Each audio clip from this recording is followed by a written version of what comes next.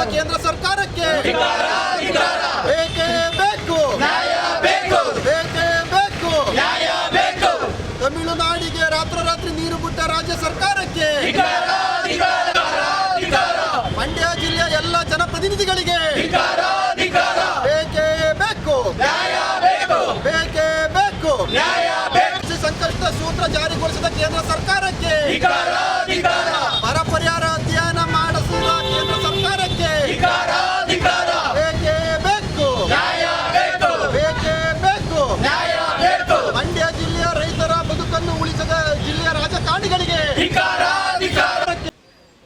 ಏನು ರಾಜ್ಯ ಸರ್ಕಾರ ತಮಿಳುನಾಡಿಗೆ ನೀರು ಹರಿಸೋದಿಲ್ಲ ಅಂತೇಳಿ ಮಾಧ್ಯಮಗಳಲ್ಲಿ ಮತ್ತು ವಿವಿಧ ಕಡೆಯಲ್ಲಿ ಮಾನ್ಯ ಮುಖ್ಯಮಂತ್ರಿಗಳು ಹೇಳ್ಕೊಂಡು ಬಂದಂಥದ್ದು. ಕಬಿನಿ ಜಲಾಶಯದಿಂದ ಸುಮಾರು 12 TMC ನೀರು ಆಲ್ರೆಡಿ ಹರಿಸಿದ್ದಾರೆ ತಮಿಳುನಾಡಿಗೆ. KRS ಇಂದ ನಿರಂತರವಾಗಿ ತಮಿಳುನಾಡಿಗೆ ನೀರು ಹರಿತಾ ಇದೆ. ಇವತ್ತು ನಮ್ಮ 4 ಜಲಾಶಯಗಳಲ್ಲಿ ಎಷ್ಟು ಪ್ರಮಾಣದ ನೀರಿದೆ, ಹೇಮಾವತಿ ಇರ್ಬೋದು, ಕಬಿನಿ ಇರ್ಬೋದು, ಆರಂಗಿ ಇರ್ಬೋದು, ಮತ್ತು ನಮ್ಮ KRS ಜಲಾಶಯದಲ್ಲಿ ಎಷ್ಟು ಪ್ರಮಾಣದ ನೀರಿದೆ. ಇವತ್ತು ಅರ್ಧಕ್ಕರ್ಧ ಡ್ಯಾಮ್ ಇನ್ನೂ ಸಂಪೂರ್ಣವಾಗಿ ತುಂಬಿಲ್ಲ. ಮಳೆಗಾಲ ಸಂಪೂರ್ಣವಾಗಿ ಮುಗ್ದಿದೆ. ನಮ್ಮಲ್ಲಿ ಕುಡಿಯೋದಕ್ಕೆ ಪ್ರತಿ ತಿಂಗಳು ಎಷ್ಟು TMC ನೀರು ಬೇಕು? 4 ರಿಂದ 5 ಜಿಲ್ಲೆಗಳಿಗೆ, ಅದು ಬೆಂಗಳೂರಂಥ ಮಹಾನಗರಕ್ಕೆ ಪ್ರತಿ ತಿಂಗಳು ಎಷ್ಟು TMC ನೀರು ಬೇಕು?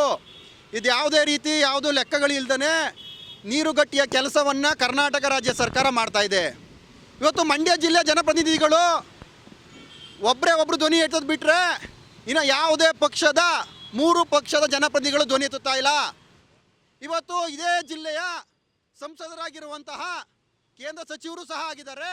ಅವರು ಇವತ್ತು ಕೇಂದ್ರ ಸರ್ಕಾರದ ಪ್ರತಿನಿಧಿಗಳನ್ನ ಕರ್ಕೊಂಡು ಬಂದು ಇಲ್ಲಿ ಏನು ವಾಸ್ತವಾಂಶಕ್ಕೆ 4 ಜಲಾಶಯ ವ್ಯಾಪ್ತಿಗಳಲ್ಲಿ ಇಲ್ಲಿ ಏನು ಸಮಸ್ಯೆ ಇದೆ, ಮಳೆ ಆಗಿಲ್ಲ, ಸಂಪೂರ್ಣವಾಗಿ ಕೃಷಿ ಭೂಮಿ ಎಲ್ಲ ನಾಶ ಆಗಿದೆ, ಮಳೆ ಆಗಿಲ್ಲ, ಜಲಾಶಯಗಳಲ್ಲಿ ನೀರಿಲ್ಲ, ಇನ್ನು ಮಳೆಗಾಲ ಮುಗ್ದಿದೆ, ಇನ್ನು ಅರಿವು ಮಾಡುವಂಥದ್ದು ಮುಂದಾಗಿಲ್ಲ.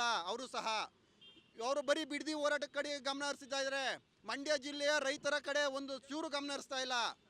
ಅದರಲ್ಲಿ ಇನ್ನು 3 ಪಕ್ಷದ ಜನಪ್ರತಿನಿಧಿಗಳು ಅವರವರ ಪಕ್ಷದ ಹಿತಗಳನ್ನ ಕಾಯ್ಕೊಳ್ಳೋ ಹೋರಾಟಗಳು ಮಾಡ್ತಾ ಇದ್ದಾರೆ ಹೊರತು ಮಂಡ್ಯ ಜಿಲ್ಲೆಯ ಮತ್ತು ಕರ್ನಾಟಕದ ಜನರ ಬದ್ಧತೆ, ರೈತರ ಹಿತ ಕಾಯುವಂಥ ಕೆಲಸ ಮಾಡ್ತಾ ಇಲ್ಲ. ರಾತ್ರೋರಾತ್ರಿ ನೀರು ಹರಿಸ್ತಾ ಇದ್ದಾರೆ. ಮಾನ್ಯ ಮುಖ್ಯಮಂತ್ರಿಗಳೇ, ನೀವು ಏನು ನಾವು ಬಂಗಾರಪ್ಪನ ಶಿಷ್ಯ ಅಂತ ಹೇಳ್ತೀರಿ, ಅದರಲ್ಲೂ ಮಂಡ್ಯ ಜಿಲ್ಲೆ ಜನ ನನಗೆ ಪೆನ್ನು ಪೇಪರ್ ಕೊಡಿ ಅಂತ ಕೇಳಿದ್ರಿ. ಮುಂದಕ್ಕೆ ಮಂಡ್ಯ ಜಿಲ್ಲೆಯ ಜನಗಳಿಗೆ ಯಾವ ಥರ ನೀವು ನೀರು ಕೊಡ್ತೀರಿ? ಮಳೆ ಸಂಪೂರ್ಣವಾಗಿ ಇಲ್ಲ, ಇಲ್ಲಿ ನೀರಿಲ್ಲ, ಡ್ಯಾಮ್ಗಳಲ್ಲಿ ನೀರು ಸಂಪೂರ್ಣ ಖಾಲಿ ಆಗ್ತಾ ಇದೆ.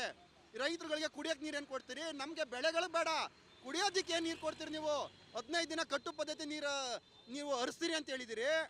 ಆದರೆ ನಮ್ಮ ಇವತ್ತು ಮಳವಳ್ಳಿ ಇರ್ಬೋದು, ಮದ್ದೂರು ಇರ್ಬೋದು, ಕಡೆ ಭಾಗಕ್ಕೆ ನೀವು ಬಿಟ್ಟಿರೋ ನೀರು ಇವತ್ತು ಸಹ ಹರಿದಿಲ್ಲ. ಕಡೆ ಭಾಗಕ್ಕೆ ನೀರು ಹರಿದಿಲ್ಲ. ಇಂಥ ಸಂದರ್ಭದಲ್ಲಿ ನೀವು 15 ದಿನ ಕುಡಿಯೋದಕ್ಕೆ ನೀರು ಹರಿಸ್ತೀನಿ ಅಂತ ಹೇಳಿಕೆ ಕೊಡ್ತೀರಿ. ನಾವು ಎಲ್ಲಿ ಹೋಗೋದು ಸ್ವಾಮಿ? ಮಂಡ್ಯ ಜಿಲ್ಲೆಯವರು, ಕಾವೇರಿ ಕೊಳ್ಳದ ರೈತರು ಎಲ್ಲಿ ಹೋಗಬೇಕು? ಕೂಡಲೇ ರಾಜ್ಯ ಸರ್ಕಾರ ಏನು ಮಾನ್ಯ ಬಂಗಾರಪ್ಪನ ನನ್ನ ಶಿಷ್ಯ ಅಂತ ಹೇಳ್ಕೊಳ್ಳೋಂಥ ಮುಖ್ಯಮಂತ್ರಿಗಳು ಏನು ಬಂಗಾರಪ್ಪರ ಥರ ಸುಗ್ರೀವಾಜ್ಞೆ ತಂದು ತಮಿಳುನಾಡಿಗೆ ಒಂದು ತೊಟ್ಟು ನೀರು ಸಹ ಹರಿಸಬಾರ್ದು. ಕೂಡಲೇ ಏನು ಆಲ್ರೆಡಿ KRS ಇಂದ ನೀರು ಹರಿಸ್ತಾ ಇದ್ದಾರೆ, ಅದನ್ನ ಕೂಡಲೇ ನಿಲ್ಲಿಸಬೇಕು. ಇವತ್ತು ಸುಪ್ರೀಂ ಕೋರ್ಟಲ್ಲಿ ಮೇಲ್ಮನವಿ ವಿಚಾರಣೆ ಇದೆ. ನಾವು ಇವತ್ತೇನಾದರೂ ಸುಪ್ರೀಂ ಕೋರ್ಟಲ್ಲೂ ಸಹ ಕರ್ನಾಟಕದ ಪರ ತೀರ್ಪು ಏನಾರ ಬರ್ನಿಲ್ಲ ಅಂತಂದರೆ ಈ ದೇಶದ ಒಕ್ಕೂಟದ ವ್ಯವಸ್ಥೆಯಲ್ಲಿ ನಾವು ಇದ್ದೀವಾ ಅನ್ನೋದನ್ನು ನಾವು ಯೋಚನೆ ಮಾಡಬೇಕು. CWMA, CWRC ತಮಿಳ್ನಾಡು ಪರನೇ ಆದೇಶಗಳು ಕೊಟ್ಟಿದೆ. ಇಲ್ಲಿಯ ಪರಿಸ್ಥಿತಿಗಳನ್ನ ಅರ್ಥಕೊಂಡಿಲ್ಲ, ಇಲ್ಲಿಯ ವ್ಯವಸ್ಥೆಗಳನ್ನ ಏನು ಮಳೆ ಬಿದ್ದಿದೆ, ಎಷ್ಟು ಪ್ರಮಾಣದಲ್ಲಿ ಮಳೆ ಬಿದ್ದಿದೆ.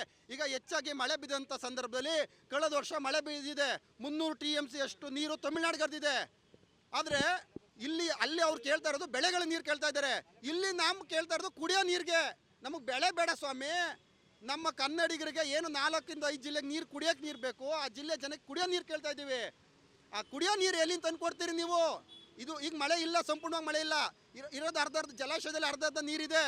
ಎಷ್ಟು TMC ನೀರು ಕುಡಿಯೋಕೆ ಬೇಕು, ಬೆಳೆಗಳಿಗೆ ಎಷ್ಟು ಬೇಕು, ಇಲ್ಲಿ ಜಿಲ್ಲೆ ಜನಕರುಗಳಿಗೆ ಎಷ್ಟು ನೀರು ಬೇಕು ಅನ್ನೋದು ವಾಸ್ತವಾಂಶ ನೀವು ಏನಾರ ಮನ್ಕೊಂಡಿದ್ದೀರಾ? ನಿಮ್ಮ ರಾಜಕೀಯ, ನಿಮ್ಮ ಪ್ರತಿಷ್ಠೆಗೆ ಪ್ರತಿದಿನ ರಾಜ್ಯದಂಥ ಹೋರಾಟಗಳು ಮಾಡ್ತಾ ಇದ್ದೀರಿ 3 ಪಕ್ಷದವರು. ಮಂಡ್ಯ ಜಿಲ್ಲೆ ರೈತರ ಬಗ್ಗೆ ಯಾಕೆ ನೀವು ಇದುವರೆಗೆ ಧ್ವನಿ ಎತ್ತಿಲ್ಲ 3 ಪಕ್ಷದವರು? ಹಾಗಾಗಿ ಎಲ್ಲ ಎಚ್ಚೆತ್ಕೋಬೇಕು. ಏನಾದ್ರು ತಮಿಳ್ನಾಡಿಗೆ ಮಾನ್ಯ ಮುಖ್ಯಮಂತ್ರಿಗಳೇ, ನೀವು ಸಂಕಷ್ಟ ಏನು ಯಡಿಯೂರಪ್ಪ ಬಂಗಾರಪ್ಪ ಥರ ಸಂಕಷ್ಟ ಸೂತ್ರವನ್ನು ಜಾರಿಗೊಳಿಸಬೇಕು. ಸುಗ್ರೀವಾಜ್ಞೆ ಜಾರಿಗೆ ತರಬೇಕು. ಒಂದು ತೊಟ್ಟು ನೀರು ಹರಿಸಬಾರ್ದು. ಕೇಂದ್ರ ಸರ್ಕಾರನೂ ಸಹ ಸಂಕಷ್ಟ ಸೂತ್ರವನ್ನು ಜಾರಿಗೊಳಿಸಿ ನಮ್ಮ ತಮಿಳುನಾಡಿಗೆ ನೀರನ್ನು ಸಂಪೂರ್ಣವಾಗಿ ನಿಲ್ಲಿಸಬೇಕು ಅಂತೇಳಿ ನಾವು ಈ ಸಂದರ್ಭದಲ್ಲಿ ಕರ್ನಾಟಕ ರಕ್ಷಣಾ ವೇದಿಕೆ ಈ ಸಮಯದಲ್ಲಿ ಒತ್ತಾಯ ಮಾಡ್ತೀವಿ. ಯಾವಾಗ್ಲೂ ತಮಿಳುನಾಡು ಪರನೇ ಬರ್ತಾ ಇದೆ, ನಮ್ಮ ಪರವಾಗಿ ಯಾಕೆ ಬರ್ತಾ ಇಲ್ಲ? ನಮ್ಮ ಲಾಯರ್ಗಳೇನು ವಾದ ಮಾಡ್ತಾ ಇಲ್ವಾ ಅನ್ನೋವಂಥದ್ದು ನಮ್ಮ ಪ್ರಶ್ನೆ. ಮತ್ತು ಜಲನೀತಿ ಅಂತ ಹೇಳ್ತಾರೆ, ನಮಗೆ ನದಿ ಜೋಡಣೆ ಮಾಡ್ತೀವಿ ಅಂತ ಅನ್ನೋದನ್ನ ಬರೀ ಪತ್ರಿಕೆಗಳಲ್ಲಿ ಮೀಡಿಯಾದಲ್ಲಿ ಮಾತ್ರ ಕೇಳ್ತಾ ಇದ್ದೀವಿ ನಾವು. ನದಿ ಜೋಡಣೆ ಮಾಡೋಕ್ಕೆ ಕೇಂದ್ರ ಸರ್ಕಾರಕ್ಕೆ ಆಗಲ್ವಾ ಅಥವಾ ಆಗುತ್ತಾ? ಅದನ್ನು ಕರೆಕ್ಟಾಗಿ ಹೇಳಬೇಕು.